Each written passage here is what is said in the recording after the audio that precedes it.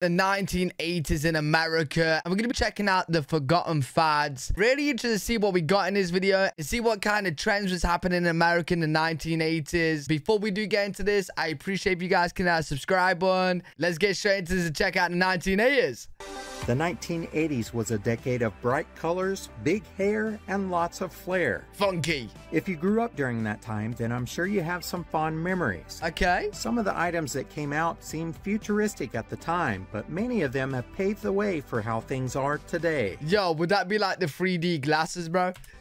In this video, we will have a closer look at some of the fads of the 1980s. Yo, is that Coke with actual cocaine in? It did have cocaine in, right, during the 1980s, right? The boombox was introduced to the American market during the late 1970s, but it was the 1980s when this became super popular. Wait, was this an actual thing? Some of these boomboxes were quite large and about the size of a suitcase. Alright, so like in American movies, I seen people walking down the street with like the boombox, right? Are you telling me people actually did that? They required 8 to 10 like D-cell batteries, which would last 6 to 8 hours, depending on whether or not you were using the cassette player. Oh my. If you had one of these, then maybe you cranked up Van Halen or Bon Jovi. But there's a good chance that it was playing Run DMC, LL Cool J, or the Beastie Boys. Yo, you guys gotta let me know. Did you have a boombox? And I need to know if you did. Did you take it out with you? The boombox was heavily associated with urban communities, which is where it got the nickname Ghetto Blaster. Some cities tried to ban the stereos from being used in public places, and over time they became less acceptable on city streets. Right, so they However, were out and about. This was a necessary item when you were b-boying or b-girling and showing off your latest moves. What? The boombox culture reached its peak in 1986 with 20.5 million units sold. Fast forward to 2003, and there were only 329,000 units sold. Oh, wow. Personal listening devices. Wait, that's still a lot. Did you say 2003? Personal listening devices, and there were only 320 million units sold. Fast forward to 2003, and there were only 329,000 units sold. Okay, yeah, but during like 2003, that was when the MP3s was around and stuff, like, you know the small devices now. Personal listening devices such as the Walkman and the Discman were responsible for the decline of the boombox. Right, makes sense. Today, people have become accustomed to their smartphone and a Bluetooth speaker rather than a boombox. Breakdancing is a form of hip-hop dancing that appeared to defy human bendability and gravity. Okay. It was originally called breaking, but the media labeled it as breakdancing. Okay. This art form seems to have originated in Bronx, New York during the 1970s, but it was the 1980s when it exploded all over the world. B-boys and B-girls would face off in an impromptu dance competition. Yo, I've never heard of these sayings, bro. Beat boys and beat girls? Where the only things needed were cardboard and a boombox. Oh, and of course a lot of practice.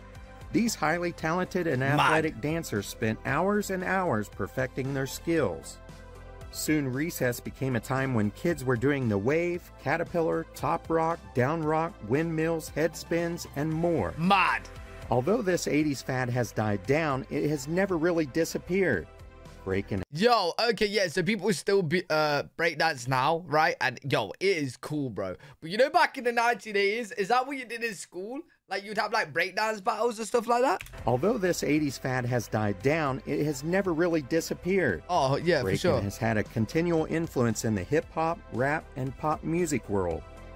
In 2004, breakdancers got down at the Vatican before Pope John Paul II. Breakdancing will also be breaking its way into Paris during the 2024 Olympics. Yo, the breakdancers gotta get the Pope involved, man. So be prepared for a comeback. We are probably going to see kids, grandparents, and even dogs busting a move. If you were a kid in the 80s, then the word parachute means something. Huh? Most kids played with a huge parachute in PE class, but there was something that was even bigger. What? Parachute pants. These were made of the same nylon that real parachutes were made of, but they often had pockets with zippers. Huh? These pants made a statement for a couple years in the 1980s. If you had these rad pants, then it meant you were bad.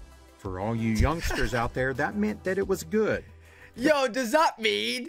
Yo, if that's made of the same material as parachutes, does that mean if you ever get thrown out of a plane, bro, with those trousers, with those pants, you could just, like, take them off and hold them up and you'd be guided? Does that mean that, bro? Pants were usually tight-fitting but breathable, and they became extremely popular when everyone was trying out their latest breakdancing moves. Mad. These cool pants came in a variety of colors, but the most popular ones were black, gray, and red. As quickly as they came in, they went out, and the public moved on to the next fad. This is one 80s fashion trend that has never made a comeback. Perhaps one day they will parachute back down into style. I can't see us wearing parachute material clothing anymore. That might just be an 80s thing, dude. The Rubik's Cube is a 3D combination puzzle that was invented in Hungary in 1974. Right. It was originally called the Magic Cube, but it was licensed by the inventor Erno Rubik to be sold by the Ideal Toy Company in 1980. Each side of the cube had a different color, and the object of the puzzle was to make all sides match their respective color.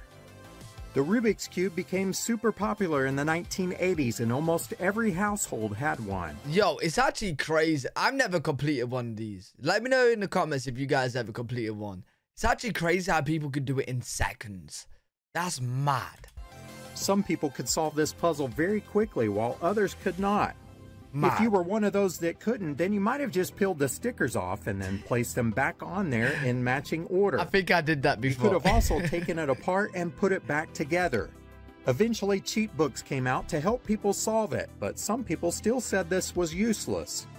Throughout the years, there have been multiple competitions where people test their skills in solving it quickly.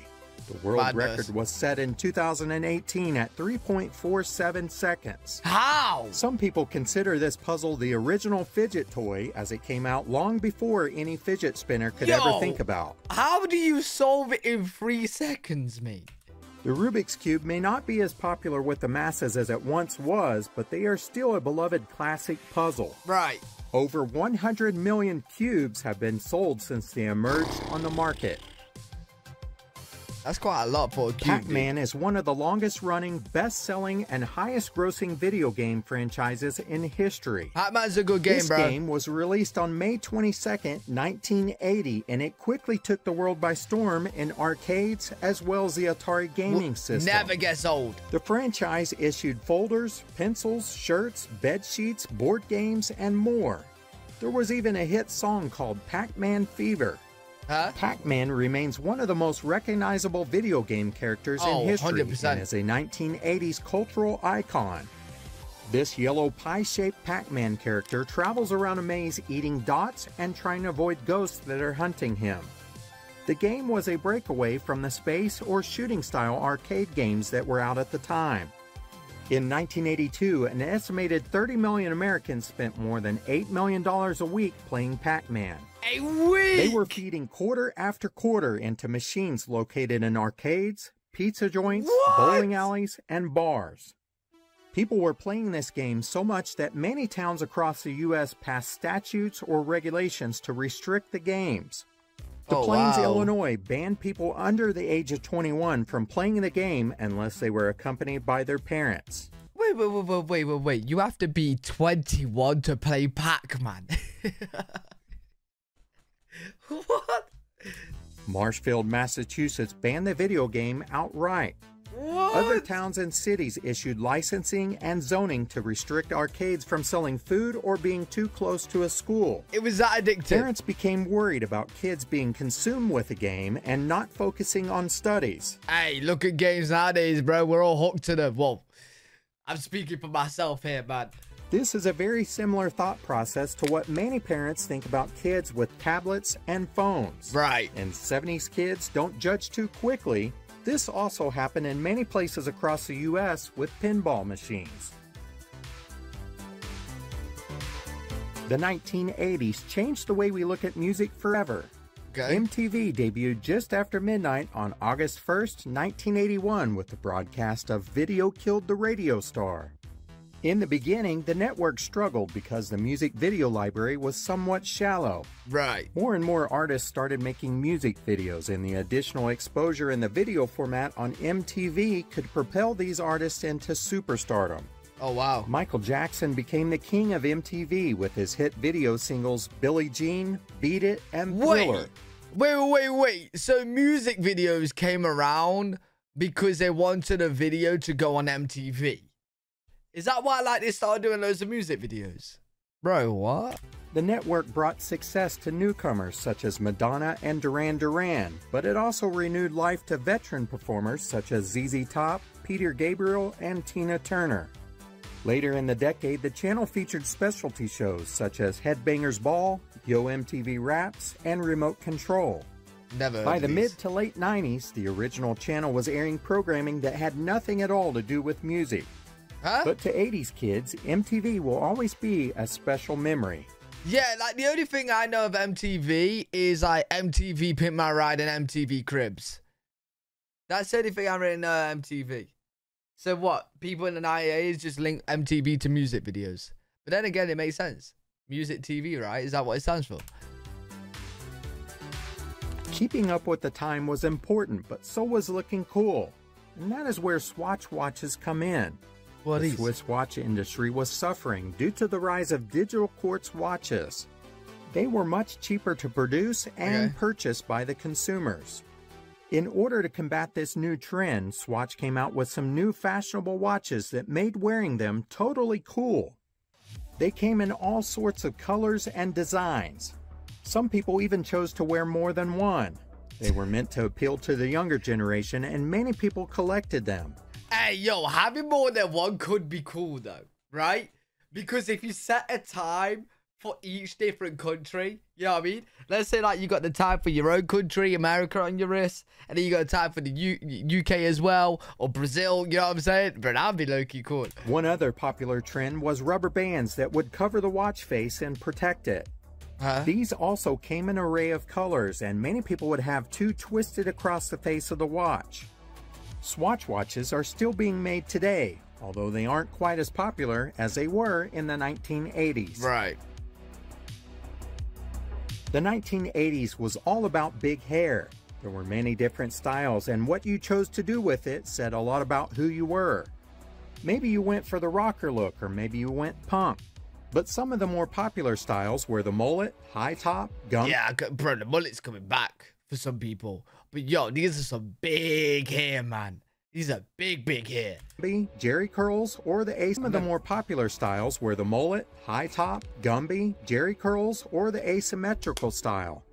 No matter what you had, it had to be big. Many women in the 80s crimped their hair like Debbie Gibson or wore it curly like Whitney Houston. In order to look good, it took lots of hair products, and the most popular one was hairspray. Tons of Aquanet hairspray was used in order to get those big wings and tidal wave bangs. The 80s was all about going big, and the bigger it was, the better. I'm sure that anyone who had stocks in Aquanet became super rich after that. What's Aquanet? Is that like some hair product? Yo, I need to know, if you was around in the 1980s, what was your craziest hairstyle you've ever had? I need to know, bro. And if you want to do one up and send me a picture, if you got a picture, send it to me on Instagram, L3WG_. The 80s. For a while, it seemed like a competition. Who could grow it longer or make it stand up taller? Mullets seem to be making a bit of a comeback. They are. But the huge hair for ladies is still a thing stuck in the 80s. Right. Yeah, I can't start seeing that much. The 1980s was a special decade, especially for those that experienced it. There were many items that changed the world forever. Some of these may be long gone, but you never know when they'll reappear. True. Just like the mullet, the decade will never truly die. Right. I hope you enjoyed this little walk down memory. Yo, this was really fun to check out. If you guys experienced the 1980s, you guys definitely gotta let me know in the comments. What was your favorite thing about the 1980s? But yeah, really good video. Enjoyed that. Hopefully you guys enjoyed as well. If you did, make sure to leave a thumbs up, subscribe for more content. If you guys want to check me out live, I do stream every single day on twitch.tv/L3WG. I'll see you all in the next one. Peace.